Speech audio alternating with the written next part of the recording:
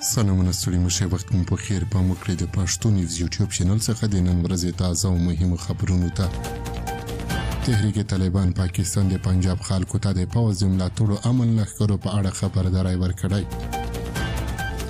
تحریک طالبان پاکستان د چهارشنبه په ورځ په یوه اعلامیه کې د پنجاب خلکو ته خبرداری ورکړی چې پاکستاني حکومت هلته ملاتړي ملیشې یا د امن لښکرې جوړوي چې شخړې رامنځته کړي. تحریک طالبان پاکستان دې ته د پوځ او حکومت له ملاتړو برخمنو لښکرو اصطلاح کارولی ده چې معمولا د امن کمیټې په نامه یادیږي. تحریک طالبان پاکستان ویلي چې د پاکستان امنیتي ادارې په سیمه کې د نن شخړې رامنځته کوي څو خپلې موخې مخکې یوسي.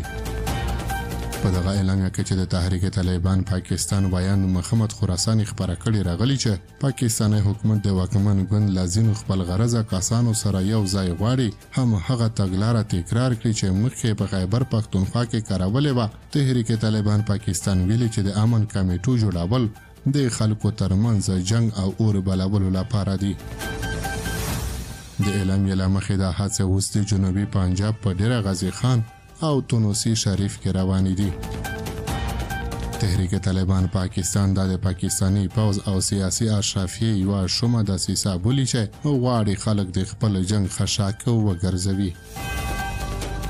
په اعلامیه کې راغلی پاکستانی حکومت په خیبر پښتونخوا کې په دې ډول کورنۍ جګړه نشوه بلولی، اوس غواړي دا لوبه په پنجاب کې تکرار کړي. تحریک طالبان پاکستان وایي چې د دوی جګړه د پاکستان د پوځ پر ضد ده، نه د ولس پر ضد.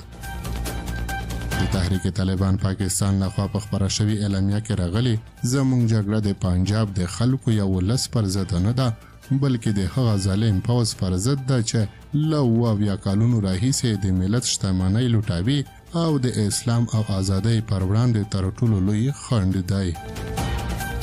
تحریک طالبان پاکستان ویلي دي چې د پاکستان امنیتي ادارې د عامو خلکو د ساتنې په پالمه د پاکستان له بودیجې څخه تر 80% زیاته ځان ته ځانګړي کوي او غواړي خلک د خپل تسلط او فساد د دوام لپاره وکاروي.